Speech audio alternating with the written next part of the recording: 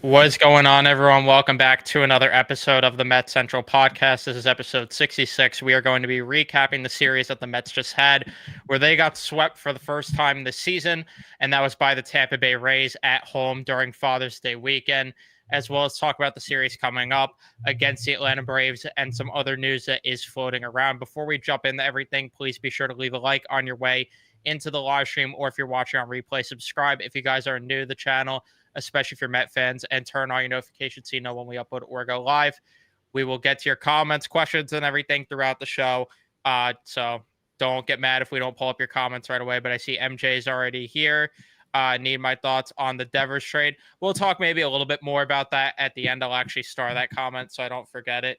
And it might get brought up in the conversation because he is a guy that I thought maybe the Mets would benefit off of, but I'm also not going to kill them because it seems like the Red Sox didn't shop him. It was kind of something that just happened out of the blue. But either way, a lot to unpack here in this episode. Unfortunately, not a lot of great.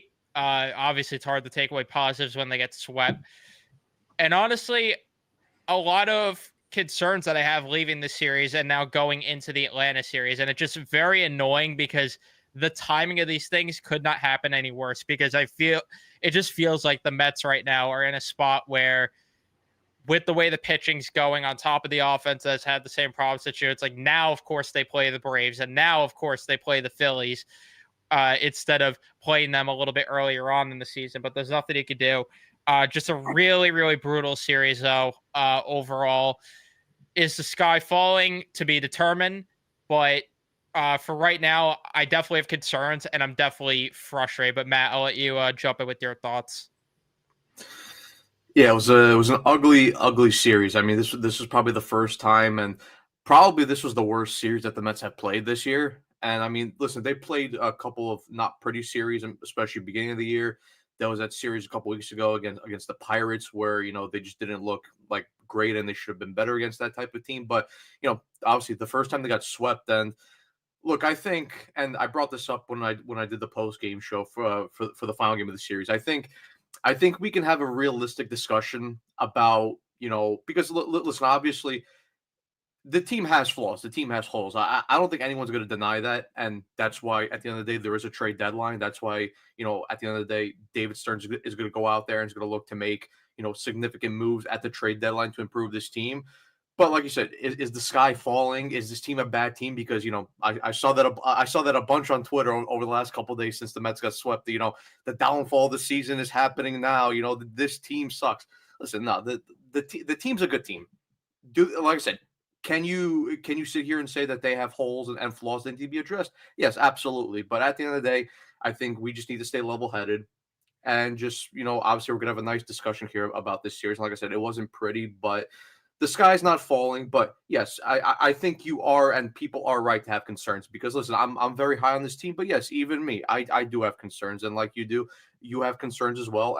But at the end of the day, we have trust that this front office is going to figure out these type of problems in order for this team to propel and make upcoming moves forward from until the trade deadline, and then into that final run until the postseason, until that starts. So, yeah, obviously, like I said, not a pretty series, but improvements need to be made. Yeah, the thing honestly that just worries me the most, and I've texted in the group chat, just like there are so many areas of this roster that is starting to worry me, to where I don't know how you fix a lot of this come the trade deadline, because they, like, the top guys will be fine. Like, I'm not worried there. The rotation's going to get healthy, but there are concerns I have within the rotation because Griffin Canning has not been good for the past month or so at this point. I mean, he has had a lot of rough starts lately. And then on top of that, it's Senga hurt. Paul Blackburn, I don't expect anything good from him. It just, the part that's frustrating for me is it feels like this doesn't feel like the season's ending. Like, again, the sky's not falling, but it feels like they are about to hit a rough patch in a part of the season where it sucks because you're playing division rivals, to where it might make it more competitive to try and win the division. That's the part that frustrates me more than anything, because to me, I still have no doubt in my mind this team's going to make the playoffs. Like, we're not there with the concerns, but it sucks that just like I look at coming up into the series, and the pitching has not been as sharp lately. Like, the only guy that you can rely on to go deep in the outings right now is David Peterson, because outside of that, Clay Holmes, who we found out is now on a pitch limit because he didn't recover well after the start prior to this one. At least he recovered well after this start. So that's encouraging. But if he's on a pitch limit now, that sucks because you already have Senga down. Paul Blackburn, I don't trust if my life depended on it.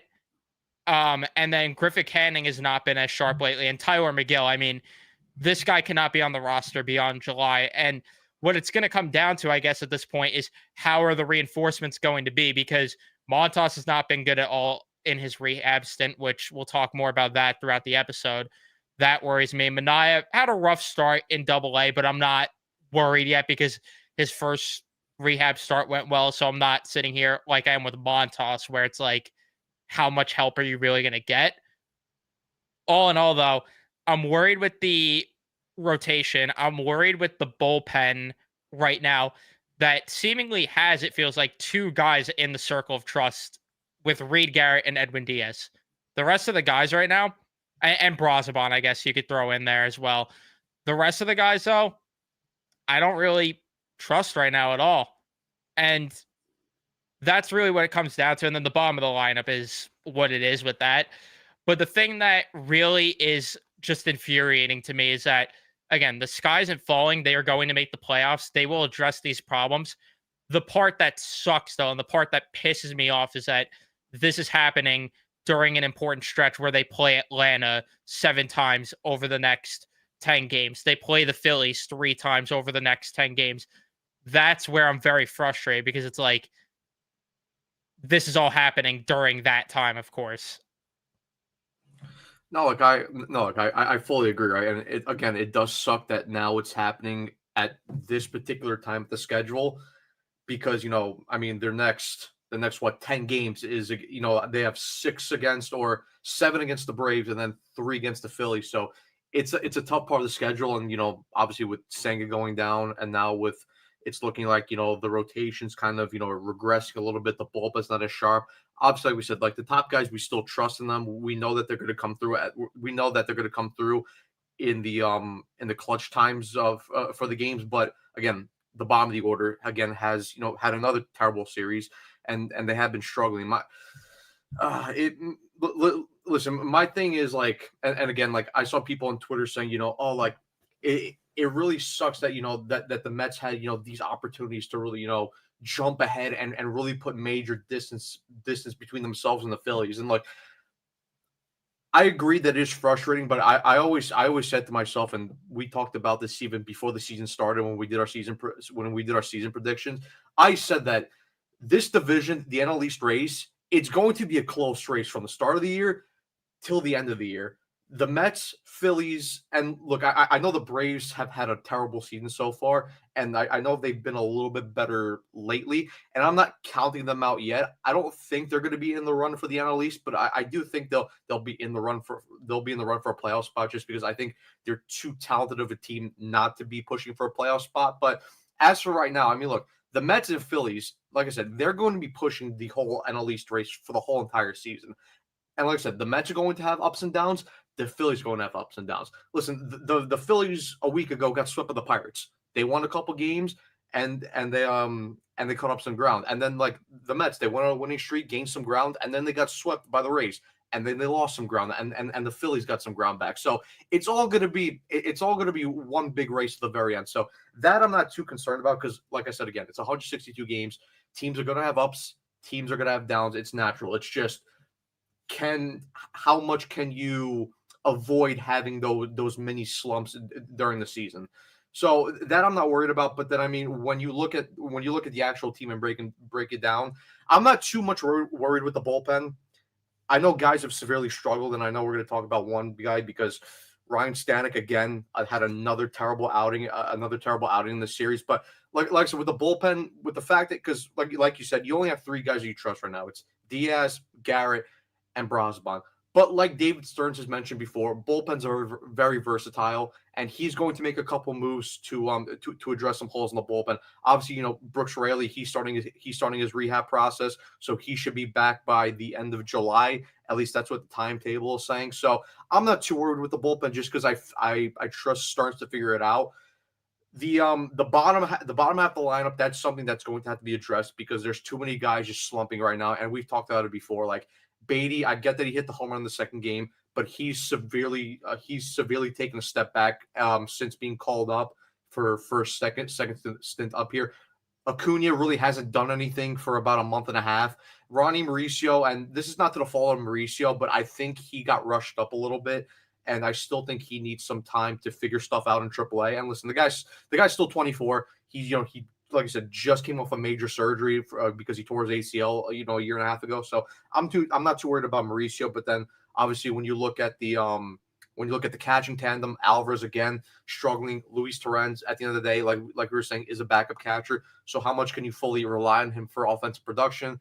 Center field, obviously McNeil's right now the backup, but Tyrone Taylor right now is getting the full reps at center field right now. And again, with Taylor, we love to watch Taylor, very good defensively, but he could be up and down with his offense. And obviously, David Stearns mentioned in his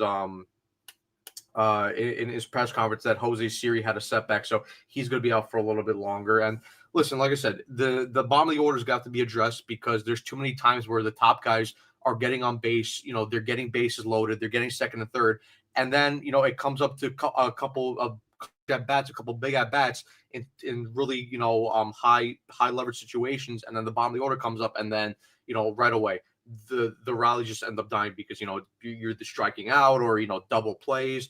So that's going to be need to be addressed. And then with the rotation, I mean, there are major concerns with the rotation as of right now. And look, I think some of that is going to be helped by guys coming back. Obviously, like you said, Minaya, he had a rough start in Double A. I'm not too worried, or in Single A. I'm not too worried about that. I think we all know what Minaya is capable of doing, so I'm not worried about one little rough start. Montas, I still want to see what he does when he gets up here, but I can't lie and say that I'm not at least a little concerned from the production that he's had so far down there in AAA in his rehab starts. And then look, obviously, like I said, Senga sucks that he's going to be hurt.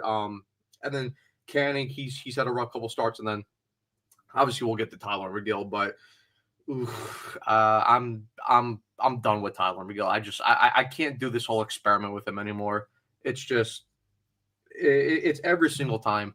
He looks good. You have a little bit of hope with him, and then it just completely fades away because he's a March and April merchant, and that's what he is. Yeah.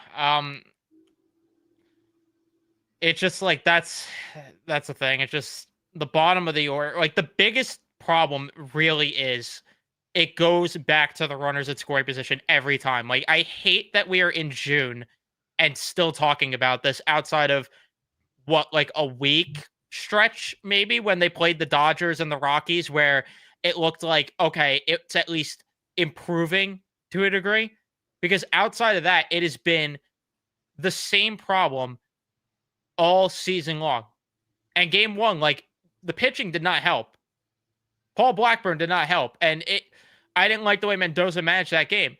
But 2 for 16 with runners in scoring position. I just hate that it's always going back to that no matter what. And, that's where I get some people saying it's hard to blame the pitching because of that. But I also can't sit here and give them a full pass because it's like the pitching is showing me signs where there might be some regression, especially with, again, Griffin Canning, who has not looked sharp over the past few outings. And then, Paul Blackburn, don't get me started there. But, we'll see. Again, the sky isn't falling. I'm not there yet, unless this shows for, like, multiple weeks.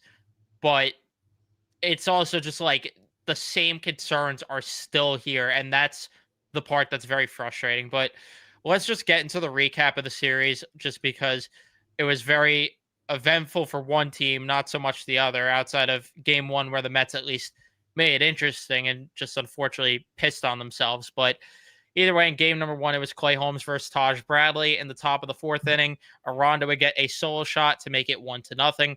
In the bottom of the fourth inning, Soto gets on from an error. Alonso doubles. McNeil would walk. Marte singles to make the game tied up at 1. And then Taylor hits into a force out, which made it a 2-1 ball game. In the bottom of the fifth, Alvarez and Lindor would walk. Nimmo gets on from an error. Soto walks to make it 3-1 with the bases loaded. And with 2 outs, Marte comes to the plate and he ends up making it 5-1 with a single. In the top of the 6th inning, Paul Blackburn enters the game. And again, very questionable decision from Carlos Mendoza, which we'll talk more about. And that ended up backfiring heavily there as he allows 3 straight singles. Mangum hits one to make it 5-3. Kranick comes in and allows a grounder. Welcome back to the major leagues. Allows a single and then a home run. By the end of that, it is 7-5 Rays, and the Mets had the bases loaded in the bottom of the 7th, but failed to score. Soto just missed a home run in the bottom of the 8th, which would have, I believe, tied the game in that moment, or maybe even gave them the lead. But either way, the Mets would fall in this game 7-5. In game number 2, it was Tyler McGill versus Drew Rasmussen.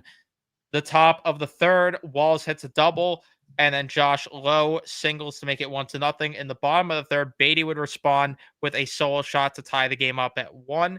With 2 outs, Lindor doubles, Nimmo with a single to make it 2-1.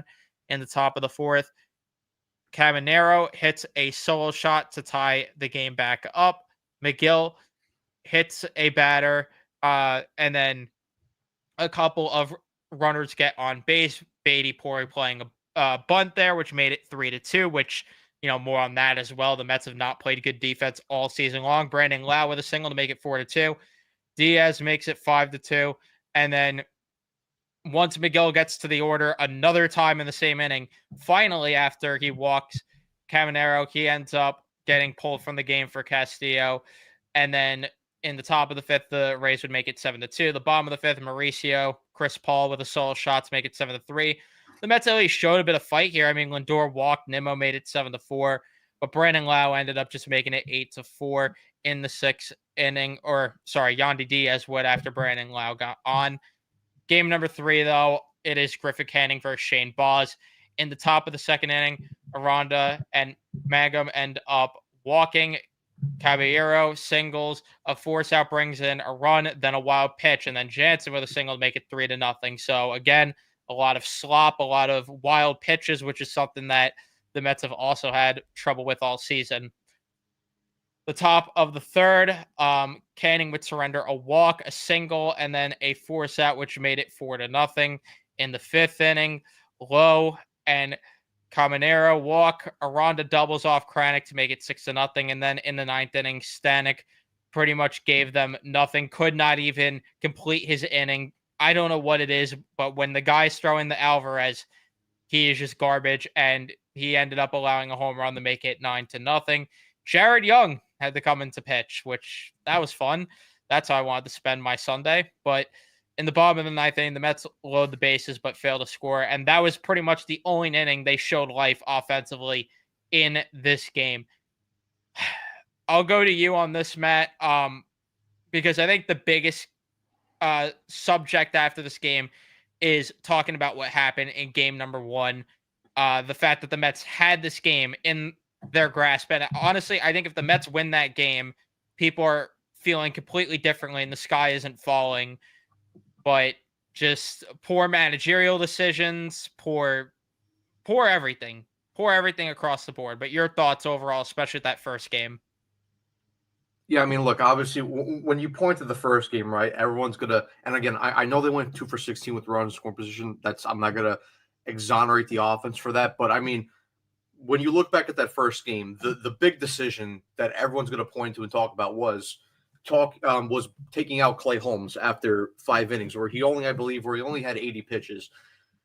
Look, and for me initially, I was confused on why Mendy decided to take out Clay Holmes. Obviously, after the game, we learned that he really didn't recover great after starting Colorado and in Coors Field. And look, I'm not really too concerned about that, just because one, this is his first time starting games since 2018.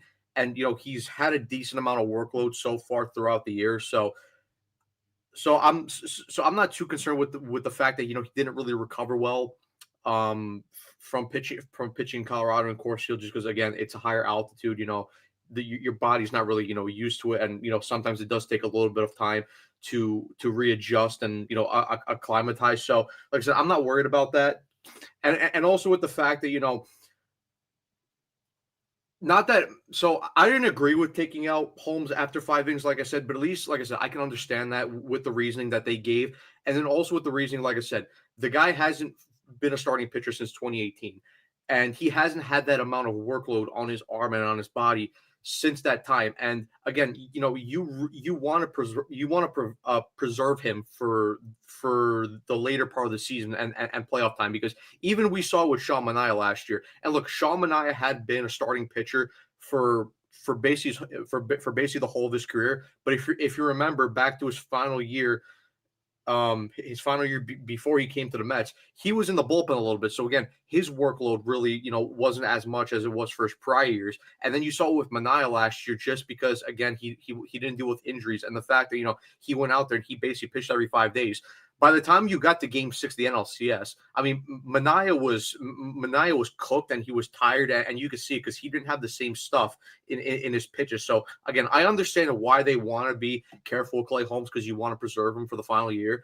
And again, like I said, I don't agree with taking out Clay Holmes, but at least I can understand it. My problem is, why are you going to Paul Blackburn in that situation? Because you didn't need a long man in that situation. You're up 5-1.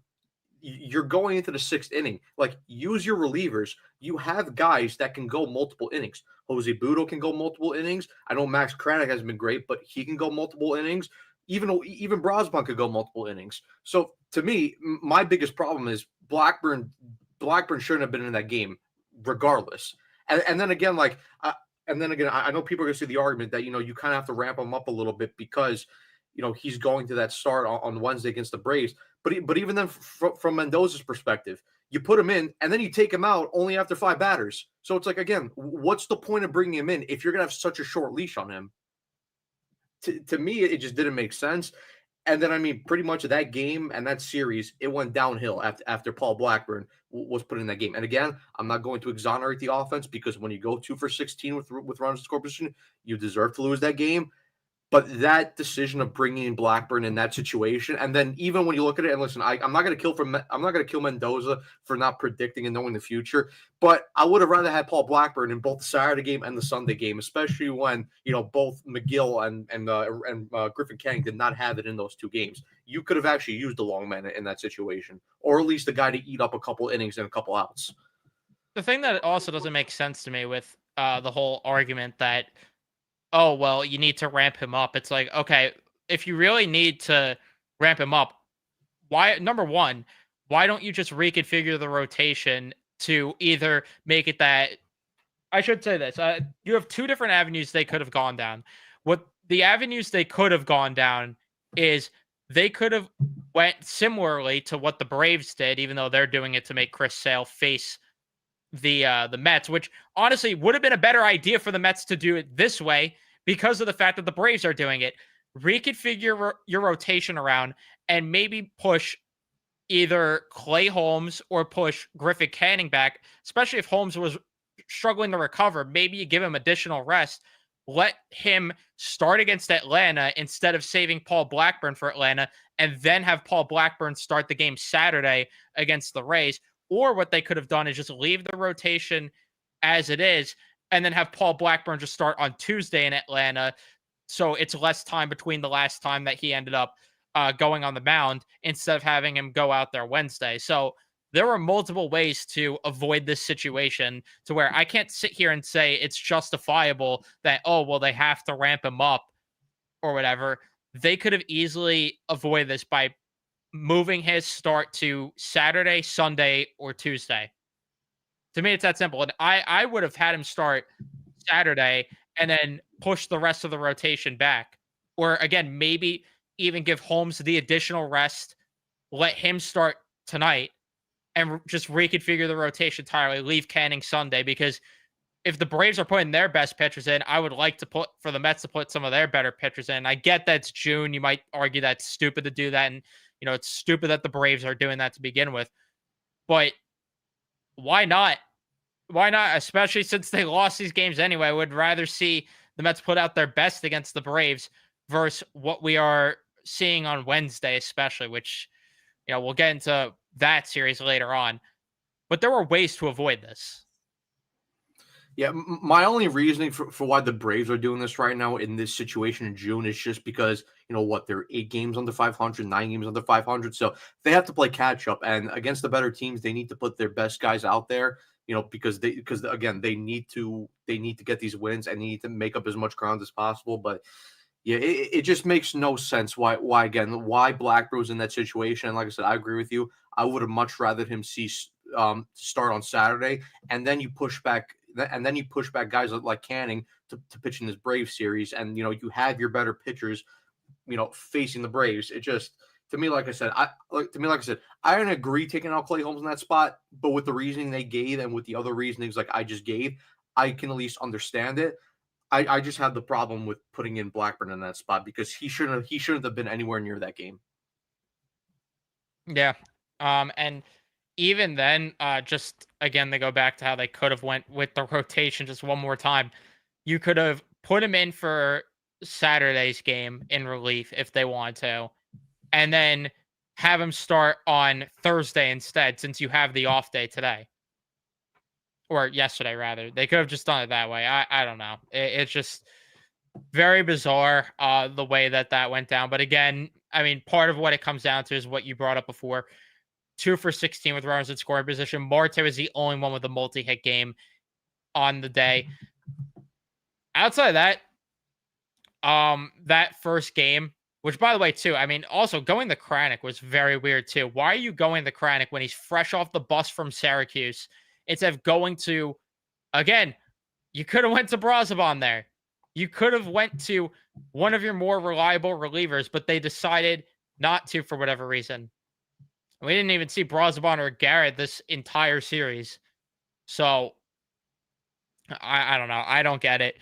I don't know if you have any other takeaways from game one, but it just that entire game just really, it feels like, derailed the way the rest of the series went down.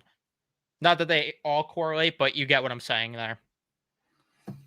No, yeah, I mean, it's like I said, and I know Evan's gone. He's probably just has to, do something. But yeah, listen, like I said, after that decision was made, and after Blackburn came in and pretty much, loaded up the bases, and then, he gave up a couple runs, and then, Cranick comes in, and then he ends up giving up the 2-run home run to put the Rays up 7-5. I mean, the whole game in the series just went out the door. And I mean, like I said, they still had chances to win after that game. I mean, there was a couple of times where they got guys on base. I mean, they had that eighth inning where I still don't know how that Juan Soto hit the right field, didn't get out, because off the bat I thought that was gone, or at least it was just going to clear the wall, but it ended up dying, which sucked because again that would have tied up the game, and I do think that the Mets probably go on to win that game. But then again, I mean, you load the bases up in the or not load the bases up, but you get guys in scoring position in the ninth inning, and then Brett Beatty ends up hitting into a 4-set, and then Ronnie Mauricio just with a horrible at bat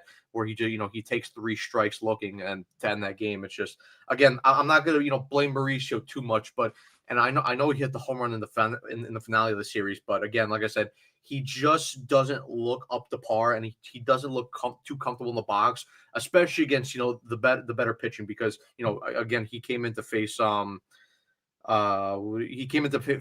face Fairbanks, who is a pretty good reliever in Major League Baseball and is a pretty good reliever for the Rays. It's just, again, you got multiple chances to score, they didn't take advantage of it, and then when your pitching implodes like that, it's a recipe to lose.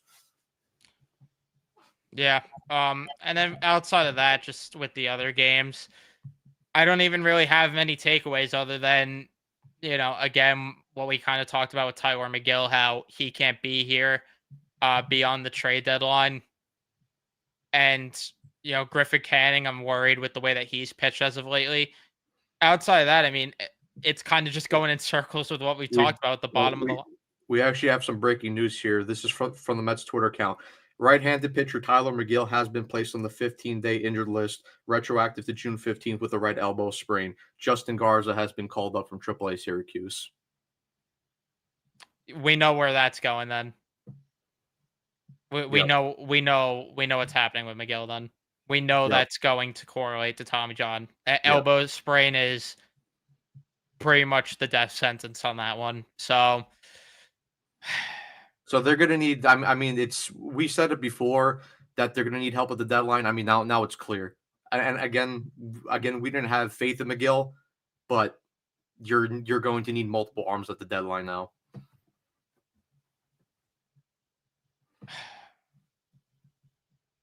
the only other thing that it could possibly be, people think that it's a Phantom IL thing. I'm just seeing in the Mets Twitter account replies. I don't think it's Phantom IL, considering they don't have starting pitching right now. There's literally no reason to Phantom IL Tyler McGill at the moment.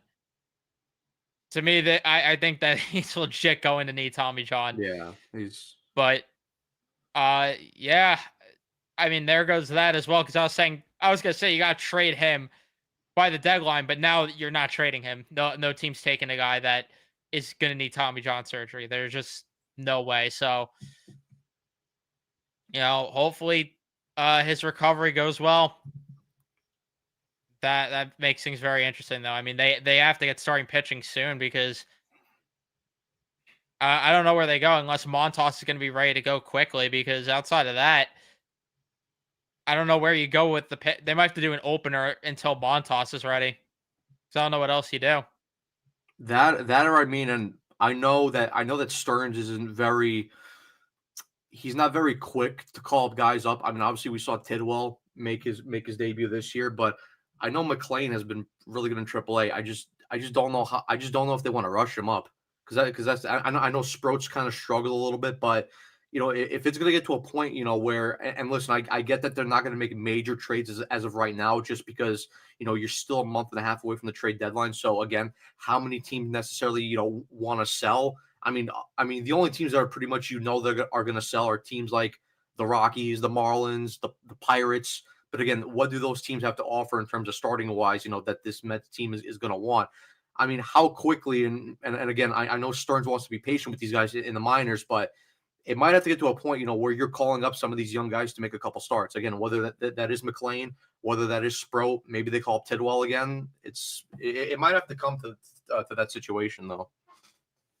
I don't know if it's going to get to that just because of the fact that it might just have to be one start because I think Montas, they said, needs one more rehab start now. Yeah, they said one more start, but again, So I mean, again, and like I said, I want to see what he has in the majors. I don't want to go overreactive with what he did in the with what he did in his rehab starts, but if he's doing in his rehab starts, if he's going to copy that into what he's doing at the major league level, then I mean, well then Frankie yeah, Montas cannot be starting games for this team. well yeah, then they're going to have to get external help in quickly because I mean, now the conversation's done though, because the conversation was he might be in the bullpen when he comes back. That's over. He's starting. 100% he's starting. And yeah, maybe Waddell makes a spot start. I mean, that's probably the route they're going to have to go down. If Montas needs one more, I'd imagine what they're going to just do is do an opener maybe with Brazaban and then have Waddell kind of piggyback or vice versa, whatever way they want to do it. And then Montas will come back and be in the rotation. I don't know. Things got a lot more interesting though now because now they got four stars. It's either going to be you call up one of the prospects for a spot start, you call up Waddell or Hageman to do a spot start, or they get external help now. I mean, to me, I don't want them to get external help unless they are getting someone that they believe is truly going to help them for the remainder of the year because I don't want them to just go and get external help as kind of an emergency and as a rush. Because one, that then you lose leverage in a trade. Two, Yeah. you're not waiting enough on the seller's market to see who else maybe could become available. I don't know. That's The it's very pitch, interesting.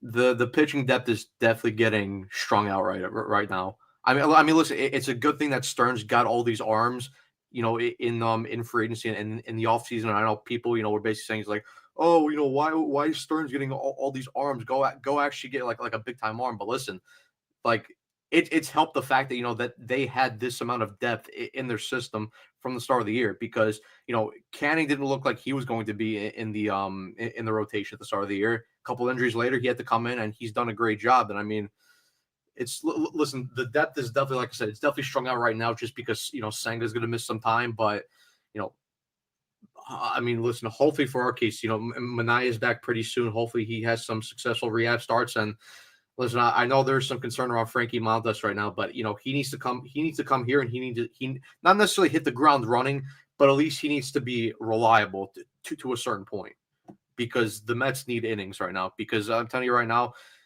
it's the bullpen, and the bullpen's already stretched out. I mean, because if they're not getting length from any of these starters that are going to come up, the bullpen's going to take a massive hit again, just because you're going to be running these guys into the ground. So this is a crucial part right now for the Mets season. Where the pitching is at currently.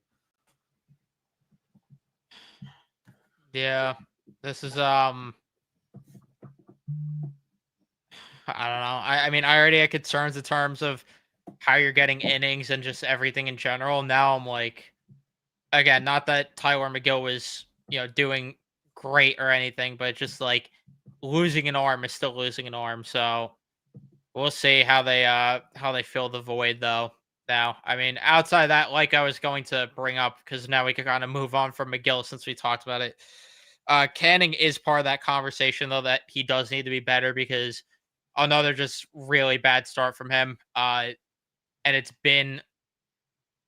it's kind of been a reoccurrence over his last 7 games right now. He's 1-2, 5.23 ERA, and 32 and 2/3 innings pitched, 19 earned runs, 18 walks, 26 strikeouts, and a 1.41 whip. It's not good at all. Yeah, I think the thing with Canning, and I talked about this in the post game that I did. It's clear that when the Mets signed him in free agency for $4.5 million, we didn't really have any expectation for him.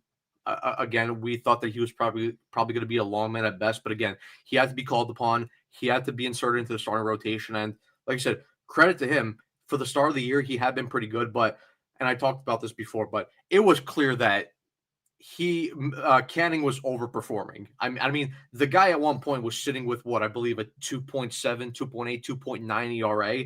I mean, we didn't expect that at all from Griffin Canning. And listen, I get that when you look at his numbers from his last couple starts, because he's had a couple bad starts recently. I mean, the White Sox game, he was bad. The National Series, even though he wasn't, totally abysmal, he wasn't great. And then this race start, he just was not great right off the bat. But I think the thing with Canning, listen, I don't think he was as good as what he was showing at the start of the year.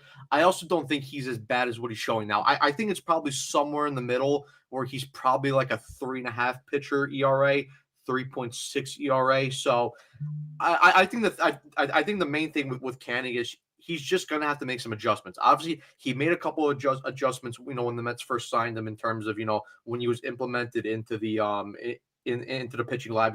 Obviously we heard that he made a couple of adjustments with, how he sequenced, how he deployed his pitches. Obviously, he changed his grip a little bit on the four-seamer, which allowed him to get a little bit more life and a little bit more velo on that fastball. But it's clear, like I said, that he made adjustments, but then guys and opposing hitters, they're also making adjustments to him now. So it's now up to McGill. I'm not up to McGill, but it's up to Canning and guys like Jeremy Hefner and the pitching lab to now make a couple of adjustments for Canning, to the point where now at least he can go out there and at least be a solid and reliable arm to more of the guy that we saw at the start of the year. So, and listen, I always said that maybe that the best spot for him would be in the bullpen of the long man. But now with the McGill injury, that's going to, delay that even further, because he's going to now, with McGill going down, he's going to keep his spot now in the starting rotation. So listen, like I said, Canning's just going to have to make some adjustments. And because the big thing that's hurt him recently is, the swing and miss stuff has dropped severely. He's not been getting as much swing and miss stuff as he was at the start of the year. 2, he's making way too much hard contact. Opposing teams are making way too much hard contact against him. And then 3, his control has not been good either. I mean, what killed Canning in that start against the Rays was he's had 5 walks. if you walk that many guys in such a short amount of time, you're bound, to lose, and opposing teams are going to do damage upon you. So, like I said, I think for McGill, I'll give him McGill. For Canning, he's just got to make adjustments, and we'll see what happens, because, like I said, now with McGill going down, he's going to keep his rotation spot, and he's going to have to be a valuable arm in this rotation. Yeah, he's going to have to at least get somewhat back to the form that we saw, especially because he was pitching well against good teams. Like, that's what's very frustrating about this, is that it's not like he was only pitching well against bad teams and then all of a sudden, faces better lineups, and that's the problem. It's like he's getting beat by the White Sox, getting beat by the Rays, the Nationals. That's what's very annoying about it. But we'll see if he can make the adjustments to help him out. Did you have anything else you wanted to really discuss from the series outside of that? I mean, we could answer some chat comments and then preview the series coming up. I mean, the only thing we could probably quickly touch upon was Stanic again, because again, Stanic was just brutal coming out of the bullpen. I mean, and listen, we touched upon this last podcast about, maybe Stanic just needs a little bit more work in terms of actually getting into a rhythm, because maybe he's one of these relievers where he needs more work.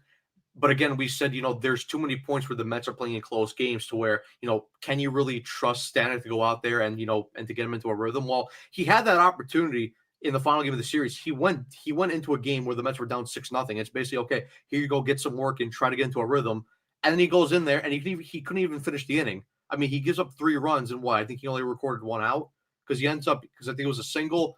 He ended up getting an out, another single, and then a 3-run shot. So Stanic right now is a real concern.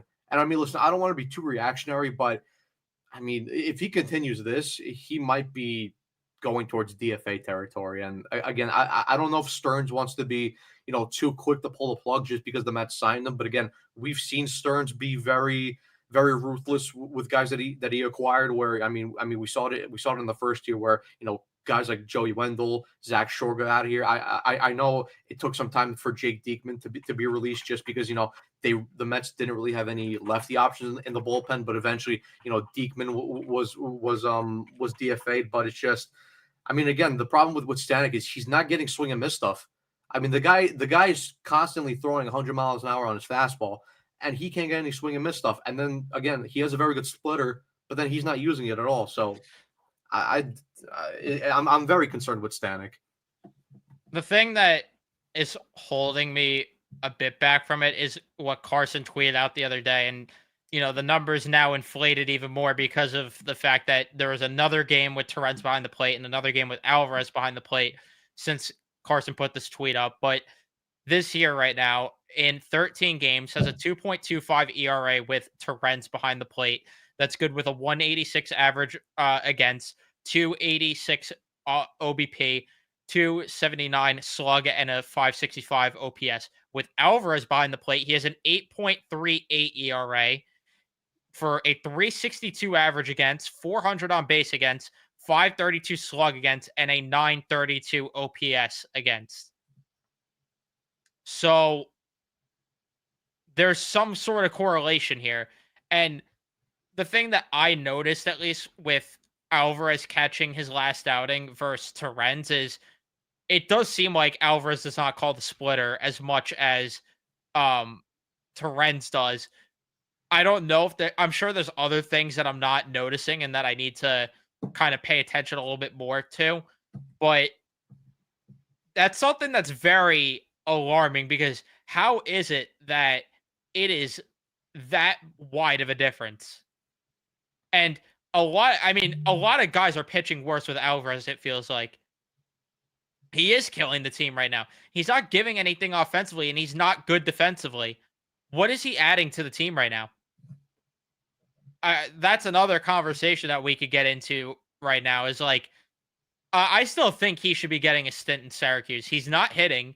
He's not good defensively. And you have a perfectly fine defensive third catcher down in Syracuse that I thought was doing a good job calling games with the pitching staff, and Hayden Senger. I would rather watch him right now and Torren start versus Alvarez catching games right now, because I'm not seeing anything good out of him right now. I'm just not. Yeah, I was very patient with Alvarez. I really wanted to give him a chance to at least show that he has something, but it's gotten to a point where he needs to go down to AAA. I mean, just for maybe himself, just as He's a too mental, complacent. just for maybe like as a mental reset, just to maybe like calm himself down and maybe I don't know, maybe at least get his head screwed on a bit because I mean the guy's lost. I mean, every at bat, it's not a competitive at bat. I mean, there'll be the occasional, opposite field ground ball where Eric Chavez is applauding him and patting himself on the back, for coaching him to play baseball the correct way. But and then I mean, listen, we all said in his prior years where he played that his defense was pretty good. I mean, his defense has taken a little bit of a step back this year. I mean, way too many pass balls. And listen. I think the biggest problem with Alvarez in the pass balls is I think it's sort of the thing like, and I brought this up before with the Gary Sanchez thing where he's trying to frame pitches way too much, and it's just taking away from his ability to end up blocking balls and make sure balls don't get past him, which then results in base runners advancing a couple bases. I don't know. I think Alvarez needs time at AAA. It's clear. My only thing I worry about with Alvarez going down to AAA, and again, it's something that we've talked about before with Brett Beatty, where he'll go down to AAA, he'll end up mashing again, he'll end up hitting home runs, and then he'll come back up, and then Chavez and is going to tell him like, no, back to ground balls. No, no pulling the ball. No putting the ball in the air. It's just I'm worried that we might get into that cycle again to where we saw Brett Beatty, and it's just Alvarez is just going to end up being a quadruple player like we saw with Brett Beatty. So, but yeah, like I said, for me, it's clear that I think, and I would at least send Alvarez down to AAA as for right now because, like you said, Sanger for the short time he was up here, not that Senga was a world beater, but at least he was reliable. I mean, he had a couple good at bats in a short time here, and then defensively he was pretty solid. Catching his pitching staff. So yeah, listen. Like I said, I'd bring up Sanger right now and then send down Alvarez just for like a little bit of a mental reset. I'm not too worried about that, honestly. The whole if he's a quadruple A type of guy, because of the fact that's like I need to see him prove something right now. Like I'm not seeing anything at all. And honestly, if you were to ask me right now, I would argue right now that the Mets should be looking for a catcher at the trade deadline. I'm sorry, I'm over this with Alvarez because, and again, maybe he works out, maybe it's not here, maybe it's somewhere else, maybe he should just spend some more time down in AAA for the season. I don't know, but all I know is that right now he is not giving you any good attributes at all. Another guy, by the way, just because while you were talking, I'm doing a little bit of research to see guys who are performing better with Torrens behind the plate versus Alvarez. Griffin Canning, another one. Luis Torrens behind the plate, 3.45 ERA, which is good for a 243 batting average against 308 OBP, 414 slugging, 722 OPS. With Alvarez, I'm not going to continue to read all the numbers here, but he's got a 5.09 ERA versus a 3.45 with Torrens. So it's another pitcher that is pitching well with Luis Torrens behind the plate. So it's not just Stanic. I'm just again, I'm not seeing anything to where it warrants Alvarez. He at least needs to go down the AAA to prove something. At the very least, that has to happen. And if he's not proving it at AAA, then you got to trade for a catcher. That's kind of where I'm at right now. And I agree that it's getting. This will work. There we go. It's getting exhausting hearing the excuses too. I'm sorry. There's just nothing right now that is telling me he deserves to get more of the starts over Luis Torrens, especially with the way this team played early in the season with Luis Torrens behind the plate. I mean, even Brosbon right now, who's been excellent, 0.56 ERA with Torrens, 2.65 with Alvarez behind the plate, which I know a 2.65 isn't bad either way, but you're getting the point that these guys are just simply worse with Alvarez behind the plate.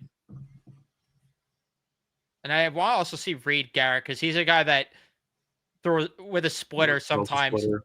Yeah, it sometimes results in pass balls. I mean, it's not that big of a difference, but 0.64 with Torrens, 1.64 with Alvarez. So a run difference with that one. And then Kranick also pitches better with Torrens behind the plate.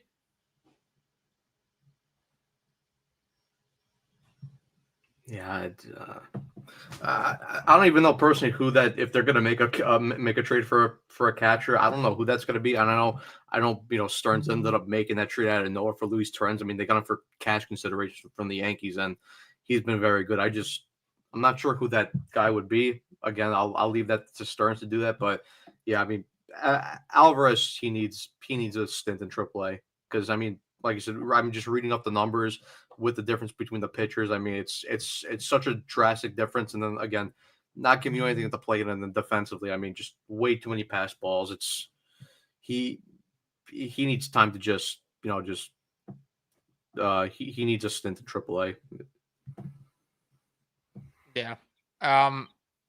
Outside of that, just because again that's like a deeper topic. I'm gonna have to do more research on that, and I'll crunch the numbers maybe and see the numbers for every pitcher combined, just seeing how it is between the two catchers behind the plate. But either way, let's address a few comments that I have starred before we go into the preview and wrap things up here.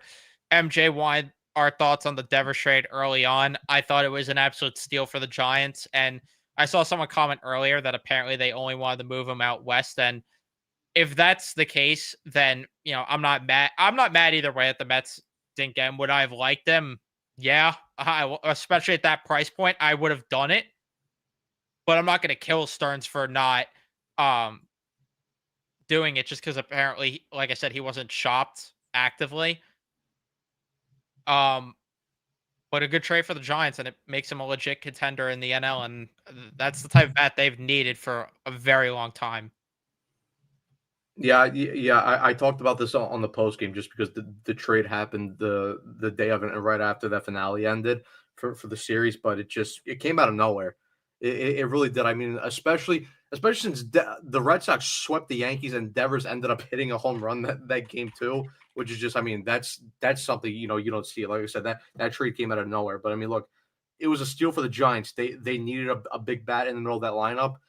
They've had trouble over the past years attracting talent over there. I mean, I know they signed the Adames, they ended up getting Chapman, but they swung and missed at guys like Ohtani at not that they bid for Soto, but again, that's a guy that they could have gotten. They tried to go after Judge. They couldn't land him either, even though the Giants ended up signing Arson Judge. It's not Aaron Judge though. But yeah, I mean, listen, good for the Giants. I mean, it was a steal of a trade. I mean, you basically trade away two arms, and then I mean, one Fitzgerald they ended up sending down and what's his name? Who was the reliever that they switched over to a starter? What's the guy's name? Hicks. Yeah, Hicks. Yeah, he hasn't been good. He hasn't been good either. So, I mean, like I said, good for the Giants. Especially since the NL West it's a tight race. I mean, between the Dodgers, between them, between the Padres, they needed some reinforcements. They got in. Listen, would I have loved Devers on the Mets because he gives that he gives you that big time bat. Yes, but I also don't think that's a type of guy that Stearns ought to went after just because again he signed long term. He's got 9 more years at at very big money. I think he's making $30 million a year. And then listen, I get we've been saying that this team needs a DH, but I mean we've also heard the rumors that Devers wants to play the field, and then and again, and I know Devers is a majority of a third baseman, but again, Stearns values defense, and Devers does not have a good glove at third base. And then okay, you could play him at first, but then you have Pete at first, so it just for me it really didn't make sense, and I didn't see Stearns going after Devers, and then again he wasn't even shopped around, and he just ended up striking a deal with the Giants. But I think the Mets will end up making moves. I just didn't think it was going to be for Devers.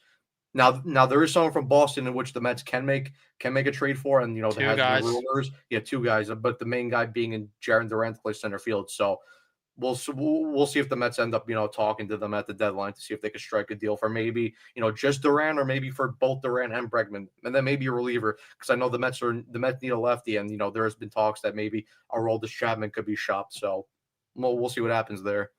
I would love to get Bregman on this team to play third base. And I get you're saying they don't need a cone. To me, Devers would be ideally the DH. I wouldn't mind if he played third because, yeah, he's a cone, but you know what he actually does? He hits the baseball. We didn't care about Vientos being a cone last year. Why? Because he was hitting the ball. So that's the difference there. Is that I will gladly take the bad defense if the guy's going to have a 900 OPS. It's exactly what we talk about with Soto. Soto's not great defensively. He's not a butcher compared to Devers at third, but he's still below average. But you take it because he's Juan Soto offensively. But let's see the other comments I had started. Do we think the Mets are going to trade for a good or star pitcher?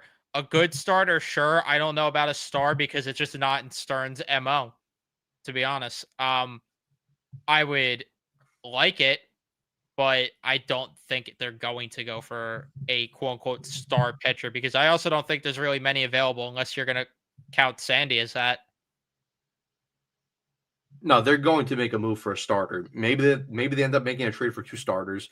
I mean, that's something we'll have to see. But yeah, I don't know if they'll go for a quote unquote star pitcher. Just as you said, that's not in Stearns' philosophy. But they'll definitely make a trade for a starter, maybe two. I mean, I know you could kind of quantify Sandy as that star pitcher, but again, he hasn't performed well. I think he currently has like a 7-something ERA right now. And again, I think I'm not too worried about that if the Mets end up trading for Sandy because they could easily fix him and make a couple of adjustments in terms of the pitching lab. But I do wonder who that guy is going to be. Just because, as I said right now, teams aren't going to majorly sell off as of right now, just because we're still a month and a half from the deadline. So teams are still technically in it. And then again, the teams that are definitely out of it, they pretty much don't have anything that you want in terms of pitching wise. But we'll end up seeing who that guy is going to be. And then the other question, thoughts on McCutchen having the article about how the balls are dead in the MLB. I'm not surprised, to be honest with you. Just based on everything we've seen this year, it is very apparent that they're dead. Like, there are so many fly balls this year where it's just like, it looks like it's gone and it just dies at the warning track. No, I'm not surprised with this either. I mean, we've heard over the last couple of years where the MLB has tampered with their balls. I mean, we saw it like in the 2019, 2020 years where it was just a crazy ball. Where, I mean, you basically throw your bat at it and then it goes and then the ball ends up leaving the yard, and then the couple years after that, like 21, 22, it was a bit of a dead ball. So I'm not too surprised that the MLB is messing with their balls there. Pause. They're always messing with the baseball and making changes to it. So like I said, I'm not too surprised with that. And now we'll finally get into, and by the way, guys in chat, listen, I know MJ and there's a couple Yankee fans in here. They support my Rangers channel. As long as they're being respectful, I have no issue. The other guy I banned just because he was just being a complete prick. But no, MJ's a cool guy, and he always talks, good, respectable baseball. So I don't care if anyone's a Yankee fan or an opposing team of anyone. It's like we say, at least be cool and don't be a dickhead, and you'll stay here, and we can always talk baseball. So yeah, I have no problem with MJ. Yeah, exactly. And then let's get into the preview though coming up before we wrap things up here. As the Mets start a 3-game set in Atlanta, which House of Horrors. First time playing them since the magical moment though of last year. And in terms of the pitching probables. Okay. All right. In terms of the pitching probables, though, in this one, Game 1, Spencer Schwellenbach versus David Peterson. Schwellenbach on the year is 5-4 with a 3.11 ERA, a 1.00 WHIP. Peterson is 5-2 on the year with a 2.49 ERA and a 1.19 WHIP. In game number 2, Chris Sale, which they reserved Chris Sale for this one, and then Paul Blackburn for the New York Mets, which is going to be interesting. 4-4 on the year for Chris Sale, 2.79 ERA, a 1.21 WHIP. And then Paul Blackburn, who is 0-0 on the year, a 6.75 ERA and a 1.71 WHIP. Spencer Strider back this year, who is 1-5 on the year with a 4.35 ERA and a 1.16 WHIP. Versus Clay Holmes, who is 7-3 on the year, 2.87 ERA and a 1.17 WHIP. I'm worried because Schwellenbach lives in my nightmares. To me, there is no doubt that they are going to lose game 2, to be honest with you. I don't have faith. All I could say is I think they win the last game. Tonight is kind of up in the air, but I will I'll say that I'm going to be I'm sorry for the positive fans out there, but I'm going to be a little negative and hope to be wrong because I want nothing more than to be wrong. I'm going to say that they're going to be 1-2.